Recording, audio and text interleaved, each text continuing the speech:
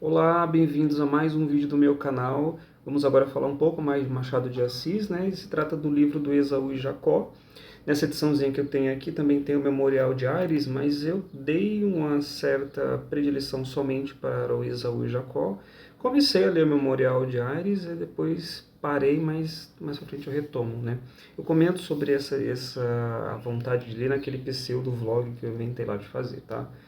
E aí eu falei, não, faz tempo que eu não li um romance aqui do Machado, então resolvi ler, acho que foi o último que eu li, foi o Helena, se eu não me engano.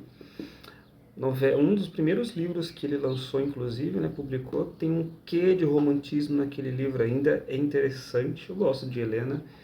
E aqui não, aqui já é o contrário, né, ele foi publicado ali em 1904, um pouquinho antes dele morrer, né, e o que a gente vai ter aí é um livro sobre questão de futuro, uma questão de política, uma questão do que vai vir a ser esse novo Brasil pós-república.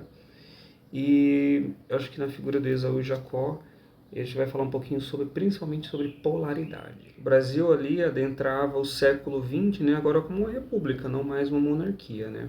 Havia também a abolição da escravatura, então isso já dava um choque ali na questão de uma questão social, uma questão econômica e não, então tinha essa questão de tentar ali ver para que caminho o Brasil vai caminhar, né? Para qual rumo ele vai ali traçar o seu destino e algo com toda vez que a gente tem sobre essas questões políticas, né? A gente está no ano político, por exemplo, a gente sempre espera o quê? O que vai ser o Brasil nesse novo pleito político, né? Então é bem sobre essas incertezas. Então, para quem ainda não leu esse livro aqui, ele não vai fazer um reconto da história de Esaú e Jacó, daquela que a gente conhece na Bíblia, tá?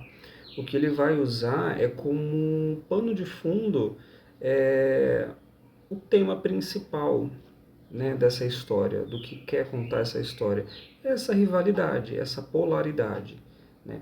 Então, para quem não conhece, eu acredito que são poucas as pessoas que não conheçam, né?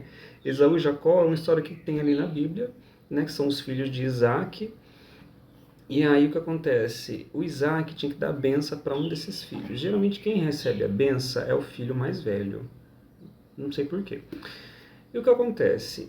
A mãe, ela tinha como filho preferido o mais novo, né? E aí o que ela faz? Pede para esse mais novo se passar pelo mais velho, porque o Isaac já não enxergava. Então ele ia ali tomar a dimensão do filho mais velho através do toque. E um filho era mais peludo que o outro, alguma coisa assim do tipo.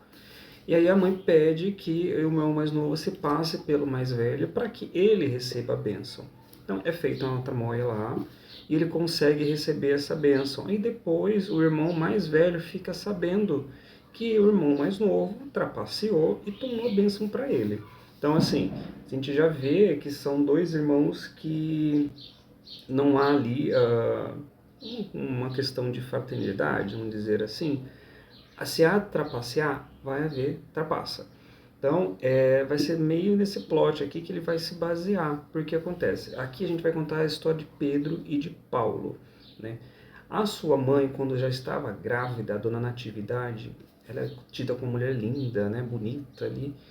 Ela tá com a sua irmã, a dona Perpétua, e ela vai a uma adivinha, é dita aqui como uma cabocla. Ela vai a essa adivinha para ver o que ela tem a dizer dos filhos dela. E aí o que acontece? Essa adivinha fala para ela que há um grande futuro reservado para os filhos dela. O que é uma boa notícia, né? O que deixa a dona Natividade, assim, extremamente ansiosa e ela vai se apegar a muito isso, né? Você vai ver ali no decorrer da história ela se lembrando disso, o grande futuro, o que reserva aos meus filhos esse grande futuro. E ao mesmo tempo que ela fala que os dois filhos vão, né, os dois ou um só, não deixa claro, vai ter esse grande futuro, ela vai falar que os dois vão estar em pé de guerra desde o momento da sua concepção. Então vai ter momentos em que a dona Natividade ela vai se recordar dos irmãos brigando na barriga, inclusive. E isso vai trazer para toda a vida. Mais interessante que assim, ela procura essa cabocla, né, com a irmã dela tem esse contato, ela recebe essa adivinha dessa mulher, ela conta para o marido dela, o Santos. Esse Santos, ele veio para o Rio de Janeiro, conquistou a vida e hoje é uma figura super importante ali na região. Só que acontece, o Santos também tem um amigo que também é dado às filosofias, às religiões. E aí o que acontece?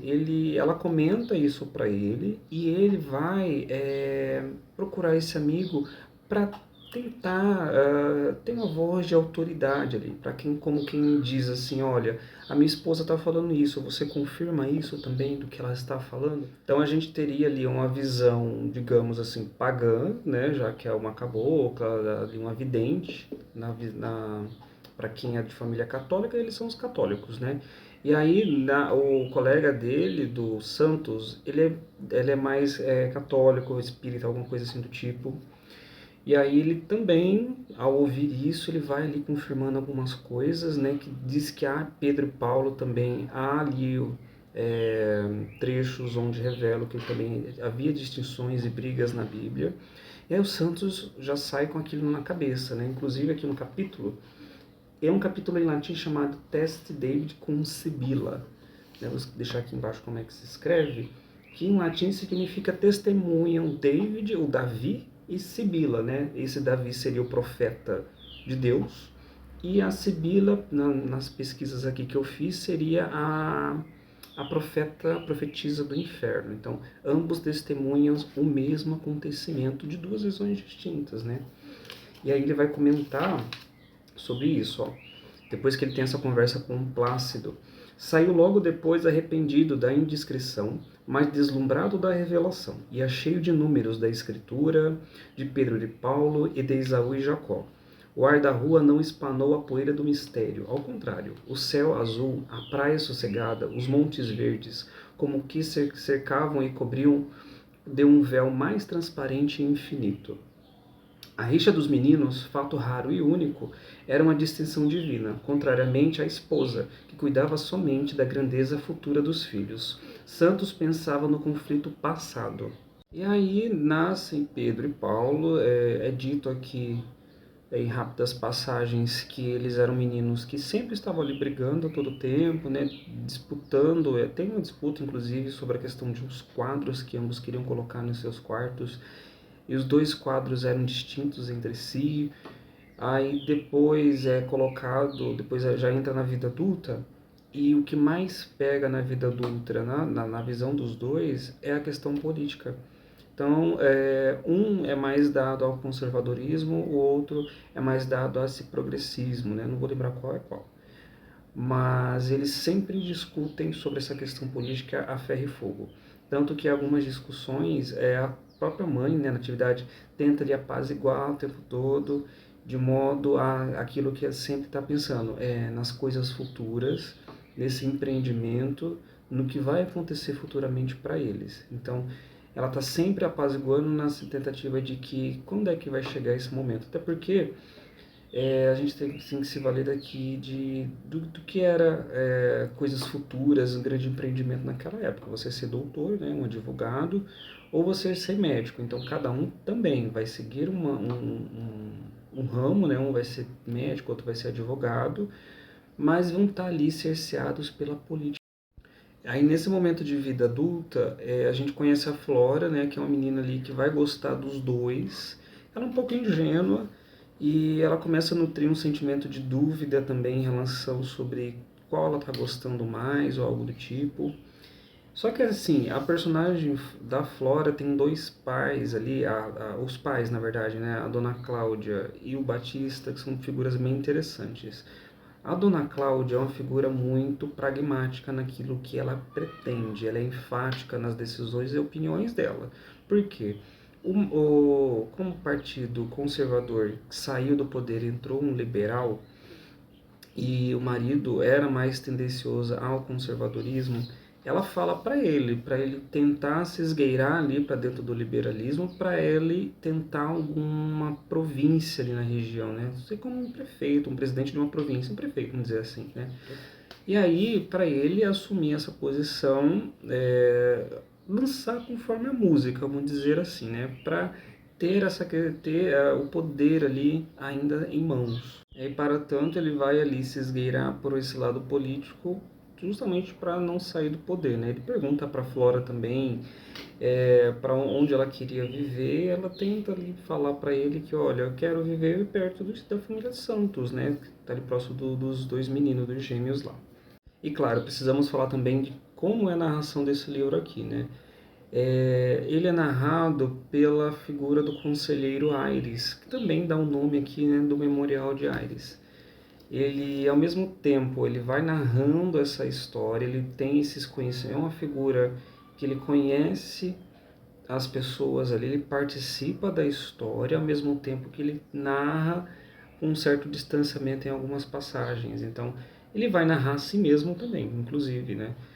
E ele vai tratando essas questões, vai dando ali uns pitacos, vai soltando algumas indiretas. Ele fala também do memorial que ele já está escrevendo, ele dá, tipo, dá uma cena dos próximos capítulos do que vai acontecer mais para frente. É uma figura bem engraçada, é uma figura interessante. Eu gostei dessa narração. Eu achei, antes mesmo de ler esse livro, que eu encararia algo parecido com Dois Irmãos do Milton Ratum, né, onde você tem ali a narração, mas assim, o dia a dia daqueles dois irmãos, ou algo parecido também com Lavoura Carca, né, que você também tem aquela treta ali familiar pesada. Mas não, aqui a gente tem uma narração por cima, onde o conselheiro Aires, ele vai te falar ali das coisas mais ali que ele acha interessante, ao mesmo tempo também que vai contando daquilo que ele participa, né? Das situações que ele viveu ali, né? Diante das personagens, e outras situações que ele é um narrador meio que onisciente ali, que ele sabe do que está acontecendo, do que chegou a ele. Há trechos aqui, por exemplo, logo no comecinho vai falar sobre a questão da gestação, da natividade, que eu achei bem interessante. Ela é dita como uma mulher muito bela, bonita, né? Chama a atenção, inclusive, do próprio conselheiro Aires, é uma pessoa de que ele fala que ele já gostou, né? E ele vai falar um pouquinho da gestação. Na página 24 ela comenta, né? Nos primeiros dias os sintomas desconcertaram a nossa amiga. É duro dizê-lo, mas é verdade. Lá se iam bailes e festas, lá ia a liberdade e a folga. Natividade andava já na alta roda do tempo. Acabou de entrar por ela com tal arte que parecera haver ali nascido. Carteava-se com grandes damas, era familiar de muitas, tuteava algumas. Nem tinha só esta casa de Botafogo, mas também outra em Petrópolis. Nem só carro, mas também camarote no teatro lírico, não contando aos bailes do Cassino Fluminense, e o das amigas e os seus, todo o repertório em suma da vida elegante. Mais embaixo ele continua. No meio disso, a que vinha agora uma criança deformá-la por meses, obrigá-la a recolher-se e pedir-lhe às noites, adoecer dos dentes e o resto. Tal foi a primeira sensação de mãe, e o primeiro ímpeto foi esmagar o germe, criou raiva ao marido. A segunda sensação foi melhor, a maternidade. Chegando ao meio-dia, era como uma aurora nova e fresca. Natividade viu a figura do filho ou filha brincando na relva da chácara ou no regaço da aia, com 3 anos de idade. Este quadro daria aos 34 anos, então teria um aspecto de 20 e poucos. Mas depois ele coloca: a conclusão é que, por uma ou por outra porta, amor ou vaidade, o que o embrião quer é entrar na vida. César ou João Fernandes, tudo é viver, assegurar a dinastia e sair do mundo o mais tarde que puder. Então você já vê que há uma narração meio distante, que esse narrador conhece o sentimento da natividade, né, falando sobre essa questão da maternidade, da gestação, que ao mesmo tempo que grandes futuros eram esperados para essa questão dos filhos, ela também sentia um pouquinho ali, né, porque ela fala, né, que a gestação ia deformá-la, ia deixá-la com um aspecto mais de velha, mais de senhora. Mais na frente ele também vai se colocar como personagem da história, no próprio capítulo que ele chama Esse Aires. Esse Aires que aí parece conserva ainda algumas das virtudes daquele tempo e quase nenhum vício. Não atribuas tal estado a qualquer propósito, nem creias que vai nisto um pouco de homenagem à modéstia da pessoa. Não, senhor. É verdade pura e natural efeito.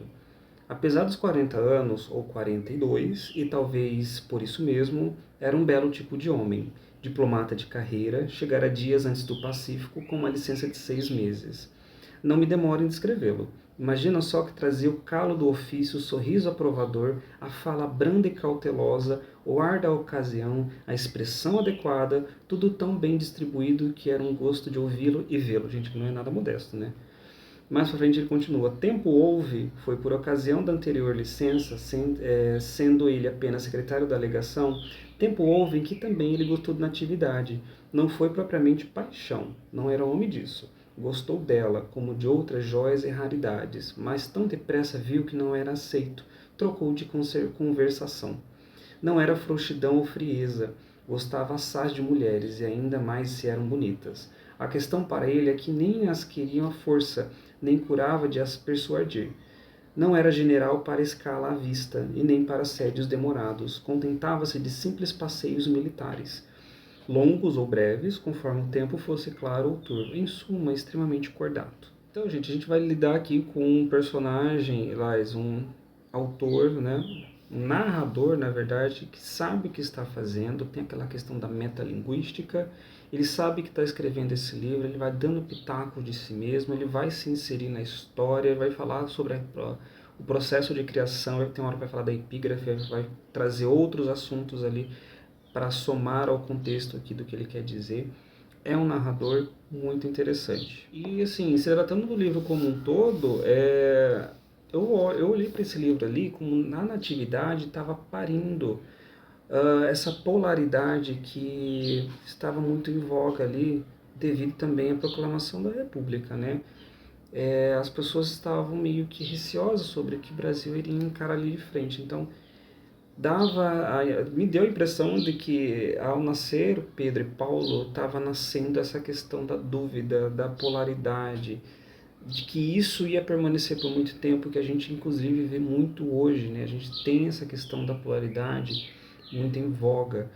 E para mim a Natividade deu esse nascimento a essas duas opiniões políticas, e que depois que você for acompanhando o desfecho desse livro, não vou contar o final, que é interessante, você vai perceber que por mais que tentasse abrandar as coisas, essa questão da polaridade e a questão das brigas é uma coisa que transcende, né? Que é uma coisa que não há como cessar, vamos dizer assim, né?